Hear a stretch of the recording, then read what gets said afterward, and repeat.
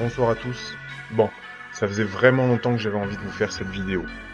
Quand je vous dis qu'ils ont de l'avance sur nous, et ça va avec précision ce que sera notre quotidien 50 ans en avance, pour illustrer mes propos, je vous mettrai des séquences visuelles de Lina, et aussi des extraits du livre Au seuil du jardin d'André Ardelais, ainsi que des extraits du film qui en est issu, Il, de Jean-Jacques Simon. Et enfin, je ferai le lien avec le livre Voyage en kaléidoscope de Irène Hillel-Erlanger. Et je vous expliquerai comment et pourquoi les gens qui étaient au courant des plans technologiques des élites sont morts pour avoir parlé ou ont été censurés.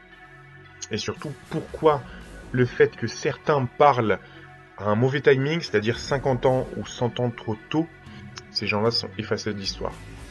Et surtout le fait de parler trop tôt et la façon dont ils en parlent. Je vais mettre de courts extraits de Lina, sinon je risque d'être bloqué.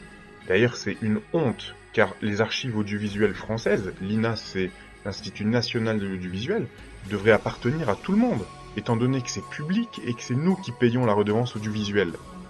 Or, par expérience, je sais que si vous mettez des extraits de l'INA, c'est eux qui bloquent le plus de vidéos. C'est eux qui ont fait sauter le plus grand nombre de mes vidéos. Alors dans ce premier extrait, on peut voir avec stupéfaction que les smartphones et les scènes de rue, où les gens sont obnubilés par leur téléphone, étaient prévus dès les années 50. Et la rue présentera un singulier spectacle. De chez lui, il est en liaison avec le central de son entreprise et peut recevoir tous les documents dont il a besoin pour ses travaux.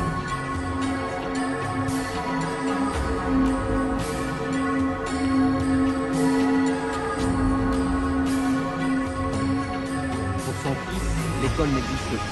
3 matins par semaine, un enseignement audiovisuel lui est programmé directement dans sa chambre sur ses appareils récepteurs. Body that falls possesses weight. Those that do not fall have no weight. Karine Adams, depuis bien longtemps, ne se dérange plus pour faire ses courses. Elle peut consulter de chez elle le catalogue de ses fournisseurs et passer sa commande sur ce pupitre sans se déranger. Il peut à tout moment vérifier l'état de son compte, de ses crédits, de son état bancaire. Il peut même obtenir instantanément une photocopie de n'importe laquelle de ses pièces comptables. Cet appareil à correspondance permet de transmettre n'importe où dans le monde. Dans ces autres extraits, on peut voir tour à tour un homme qui reçoit des documents de son entreprise à distance et qui peut les consulter chez lui. L'enfant qui suit des leçons audiovisuelles sur son écran, également sur son ordinateur. Sauf que là, c'est des images des années 60, et il y avait déjà un ordinateur personnel, et on a l'impression qu'il regarde une vidéo sur YouTube. La maman fait des achats sur ce qui semble être Internet, et elle peut commander en ligne. Le monsieur peut consulter ses comptes en ligne, et même imprimer des documents. Et enfin, il peut écrire des sortes de mails qui sont transmis dans le monde entier. Alors, quel est le rapport avec l'excellent livre de l'incroyable poète André Ardelais, qui a été complètement oublié depuis, comme par hasard? Et je vais vous dire un truc qui est étonnant, ça faisait très longtemps que je voulais acquérir ce livre physiquement, Au seuil du jardin, parce que il était introuvable en ligne. Quand je vous dis introuvable, c'est que, croyez-moi, je sais chercher, et je trouve toujours une copie numérique de n'importe quel livre, même les plus obscurs. Et ça, comme par hasard, ce livre n'est pas disponible en e-book de façon commerciale, ça peut arriver. Il n'y a aucun scan qui existe, et encore plus louche, il y a 1 ou 2 fichiers PDF que j'ai réussi à trouver, il y en a un qui est caviardé et un autre qui est, le fichier est complètement vide. C'est un fichier EPUB complètement vide, ça c'est la première fois que je vois ça. Je me disais, mais tiens, mais qu'est-ce qui peut déranger à ce point-là dans ce livre? Enfin, c'est bizarre, on dirait qu'au moins... Alors on peut pas interdire un livre de nos jours, mais on peut limiter la portée en rétrécissant au maximum l'accès à ce livre. Vous voyez ce que je veux dire? Il est sorti il y a 50 ans, voilà, on peut plus l'interdire, mais petit à petit, comme dans le livre 1984, hein, on réduit les choses, on réduit le vocabulaire des gens, on réduit l'accès à certains livres, etc. Et petit à petit, la chose ne va plus exister. Et comme par hasard, enfin, je veux dire, André Ardelais, qui est un remarquable écrivain, on n'en entend plus parler aujourd'hui, alors qu'on entend parler d'autres écrivains et poètes comme Yves Bonnefoy ou plein d'autres.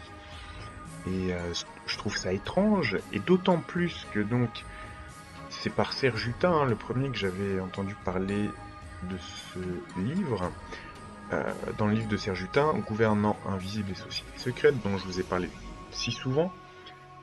Il parle donc du roman de André Ardelais, Au seuil du jardin.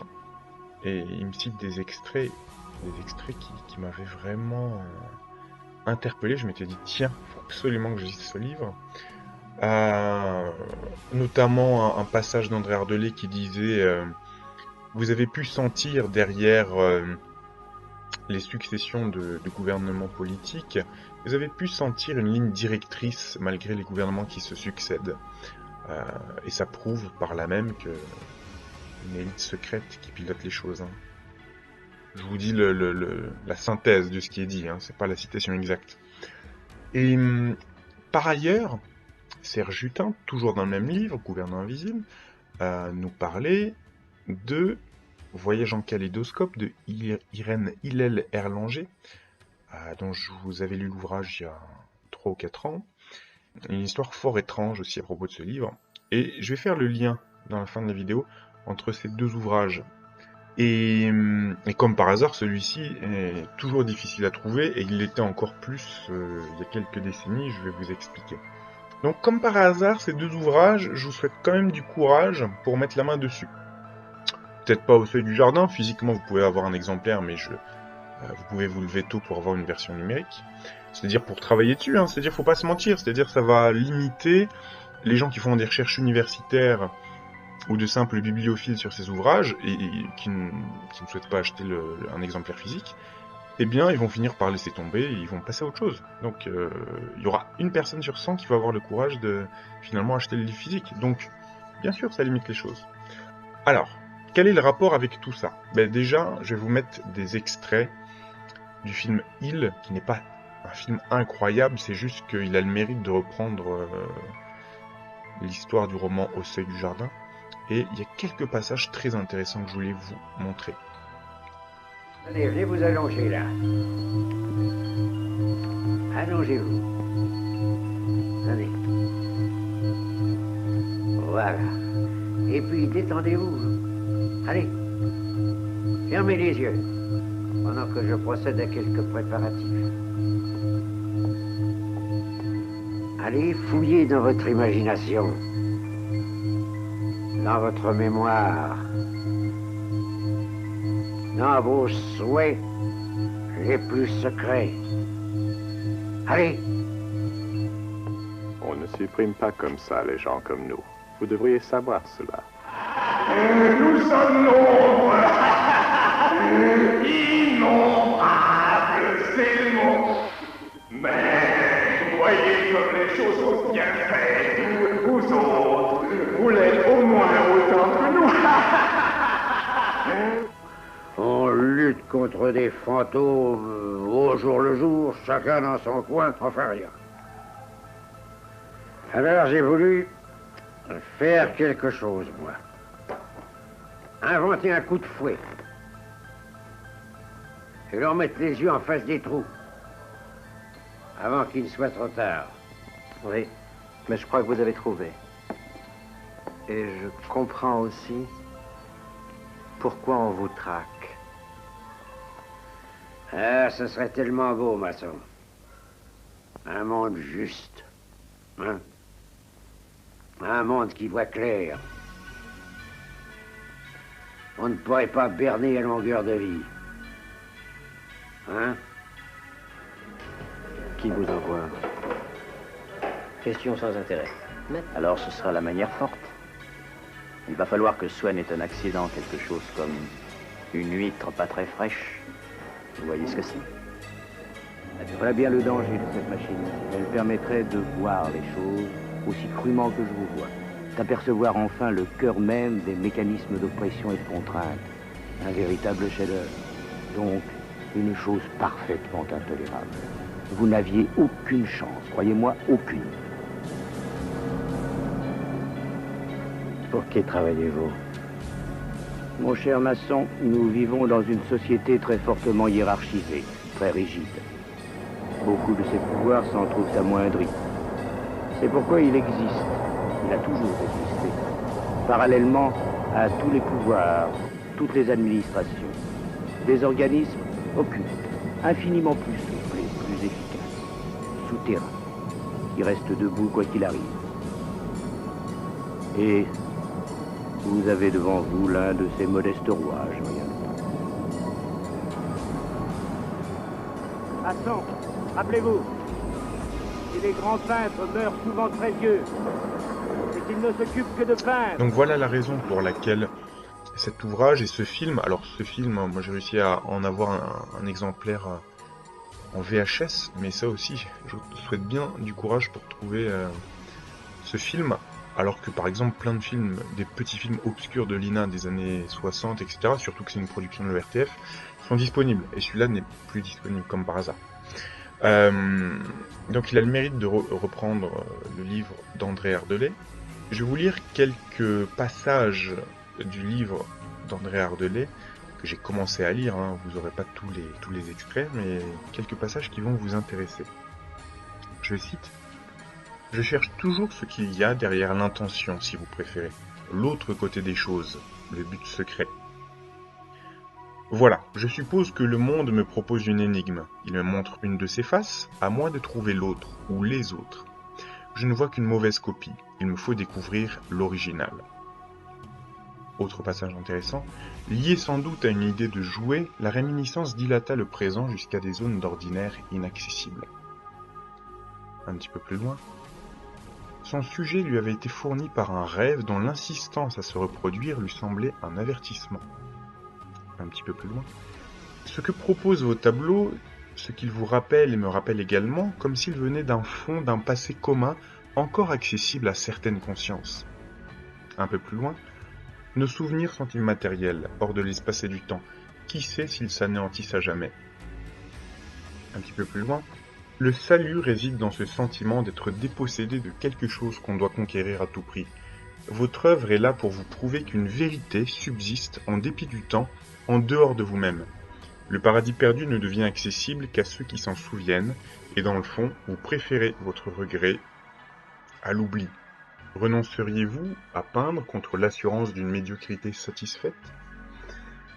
Voilà, ce ne sont là que quelques extraits. Mais je peux d'ores et déjà vous dire que l'ouvrage d'André Ardelais parle d'une machine à rêver. Il parle d'une machine où, dans le fond, l'espace et le temps n'ont plus d'importance, puisque ça nous permet, si vous voulez, d'avoir instantanément accès à ce qu'on pourrait appeler les archives akashiques de l'univers, le passé, le présent, le futur, et de pouvoir modifier cette réalité, ou du moins voir les choses telles qu'elles sont vraiment. Voir les choses telles qu'elles sont vraiment, c'est-à-dire vous rêvez de personnes, et vous voyez en fait quelle est leur substance. Cette personne est diabolique, alors que cette autre-là, malgré les apparences, c'est une personne gentille. Vous voyez ce que je veux dire? Et ça vous permet de revenir dans la réalité et d'ajuster votre comportement face à la vie, face aux personnes qui vous sont familières, avec la vraie vision des choses. Et le roman sous forme surréaliste donc d'Irène Erlanger, qui voyage en kaléidoscope, parle de la même chose, entre autres. Hein. Il s'agit non pas exactement d'une machine à rêver, quoique elle en parle également dans le livre, parce que vous avez un monsieur Joz, qui est l'inventeur de plusieurs inventions, plusieurs machines, et on nous parle notamment de lunettes spéciales qui font voir la réalité telle qu'elle est vraiment. Je vais essayer de vous retrouver un passage. Donc, bien évidemment, pour moi, André Ardelais fait référence au livre d'Irène Hillel-Erlanger, surtout que dans le film de Simon, donc Ils, ce qui est très bien vu, il y a une référence qui est faite à Irène Hillel-Erlanger, c'est-à-dire que dans le film, on a ces espèces d'hommes en noir qui en fait interviennent à chaque fois que il faut faire taire quelqu'un, c'est-à-dire que on voit ils essaient de visiter l'appartement de ce vieil homme qui a inventé cette machine à rêver. Ensuite, ils rachètent tout le stock disponible de quelque chose qui devait sortir dans la presse à propos de cette machine à rêver. Et en fait, la personne en question se suicide et eux, ils saisissent immédiatement tout le stock avant que ça parte au journal. Ce qui est aussi d'ailleurs une référence à Voyage en kaléidoscope, puisque je vais vous dire le lien qu'il y a avec l'ouvrage d'Irène Erlanger, c'est que Irène Erlanger avait décidé de publier en 1919 son livre, qui était une sorte d'essai surréaliste, un essai très étrange, parce que si on a le courage d'aller au-delà de la forme un petit peu dadaïste, c'est-à-dire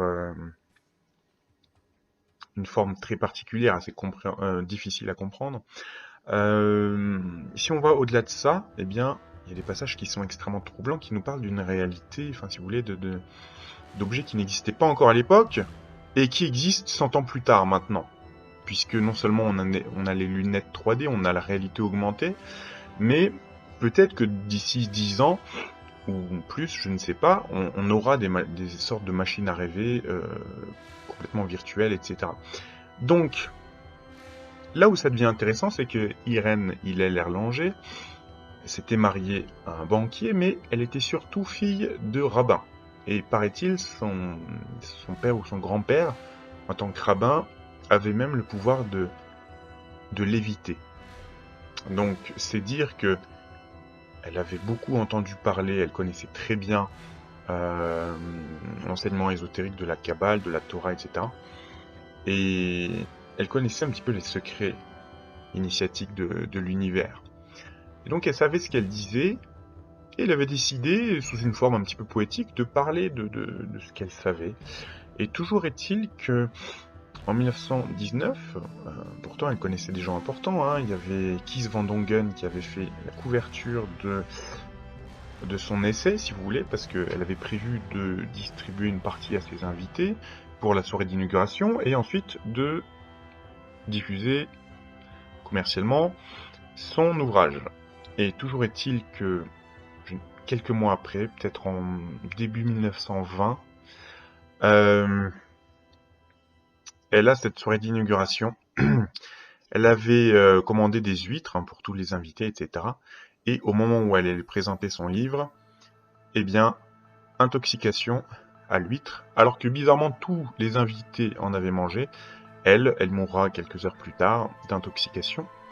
Et paraît-il, c'est Serge Hutin qui nous le dit, dans la panique, etc., les invités n'ont pas pensé à prendre leur exemplaire du livre, mais toujours est-il qu'il en a subsisté un ou deux apparemment, et dès les jours suivants, tous les exemplaires en librairie, etc., enfin à la sortie de l'imprimeur, ont été saisis par de mystérieuses personnes, et on n'a plus jamais entendu parler du livre. Et ça n'est que dans les années 50 ou 60 qu'un alchimiste parisien qui se promenait sur les quais, je ne sais plus s'il s'agissait de Jolivet ou un autre, il tombe par hasard sur un exemplaire d'origine, sûrement qui avait été donné à un des invités, un des exemplaires d'origine, donc avec la couverture de Van Dongen, de Voyage en kaléidoscope. Il s'est empressé de le rééditer, il me semble, par un éditeur de la rue Saint-Jacques, à Paris. Il me semble d'ailleurs qu'il existe toujours cet éditeur. Est-ce que je vais vous retrouver son nom? Bref, il doit être au 30 de la rue Saint-Jacques. Bref, il y a eu une première édition, donc à nouveau en 1970, je crois. Ensuite, à nouveau épuisé, comme par hasard. Et ça n'est qu'en 1997 que je sais plus si c'est Folio ou une autre édition bleue assez fine, qui a décidé de réimprimer cet ouvrage. Et comme par hasard depuis, il est encore à nouveau disponible, difficile à trouver. Vous pouvez le trouver que d'occasion, il me semble. Il est en rupture de stock. comme par hasard, en 2020, hein, vous voyez. Et voilà, c'est très étrange tout ça. Alors on va vous dire, ah bah non, non, non, non, non, et non, ça n'a pas été vraiment censuré parce que tu peux toujours le trouver. Oui, mais l'accès est très fortement limité, c'est-à-dire qu'il faut être très motivé pour trouver ces ouvrages, hein. Et puis faire le lien. Vous voyez, par exemple, moi, je suis capable, en ayant vu le film obscur Hills de Jean-Jacques Simon, de faire le lien entre Irène Erlanger et André Ardelais, mais il y a combien de personnes comme ça? Vous voyez ce que je veux dire? Et petit à petit, bah, dans une ou deux générations, plus personne ne saura. Et c'est comme ça que les choses se passent. Et donc, c'est pas du tout du délire tout ça. Qu'est-ce que ça vous explique? Ça vous explique que Irène Erlanger, elle est probablement morte pour ce qu'elle savait et surtout les sujets dont elle avait osé parler dans son ouvrage. Elle était bien trop en avance, c'est-à-dire, je pense que certaines élites là, les élites dont on parle, elles sont pas embêtées quand on fait une fuite, je sais pas moi, comme Jacques Attali par exemple, qui parle de ce qui arrivera dans 5 ans, ou j'en sais rien, ou de quelqu'un qui dit, voilà, technologiquement, ça, dans 1 an, ça sortira. Ah oui, ah tiens, oui, il avait raison. C'est pas grave ça fuite, le timing est bon, c'est pas un souci. Et ça permet même de faire du predictive programming, c'est-à-dire, ça permet même de tester sur les gens, voir s'ils se souvenaient qu'on leur avait parlé de ça, vous voyez ce que je veux dire. Si c'est pas le cas, je vous laisse vous renseigner sur le predictive programming. Mais, en fait, voilà, quand ça fuite, et que le timing est, vous voyez, c'est à 6 mois près, 1 an, 5 ans, c'est pas très grave.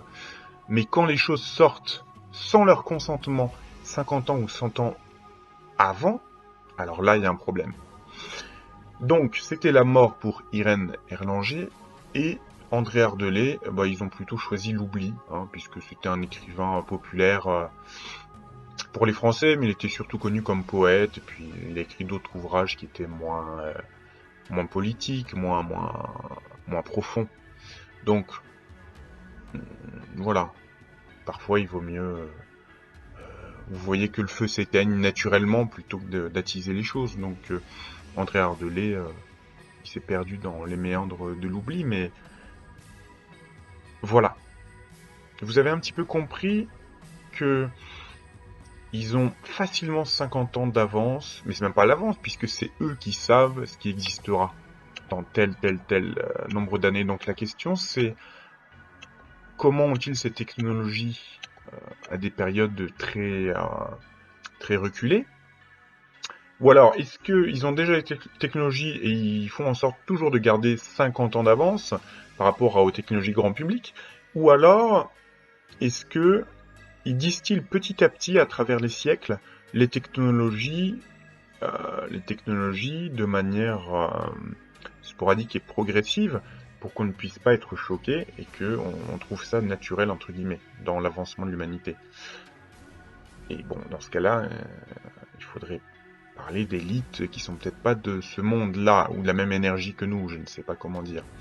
Mais toujours est-il que donc le film d'après le roman de Ardelais nous présente un petit peu ce qui ressemble à des hommes en noir, hein. D'ailleurs c'est ça, hein. Ils sont en noir, ils ont la cravate et ils sont toujours là pour intervenir quand les choses sont importantes. Un petit peu de la même manière que dans le film L'Agence avec Matt Damon, dont je vous ai souvent parlé, sauf que bon, dans ce film L'Agence, on nous parle plutôt c'est des sortes d'anges gardiens, mais quand même ils supervisent l'humanité, hein. Il y en a un qui est bon, mais les autres, on sait pas quand même. Ils peuvent faire beaucoup de dégâts juste pour coller au plan, entre guillemets. Et ce plan-là, est-ce qu'on parle du plan de Dieu ou est-ce que c'est un plan extraterrestre? Vous voyez? Voilà, j'espère que cette vidéo vous aura intéressé. Je vous dis à très bientôt pour une prochaine vidéo.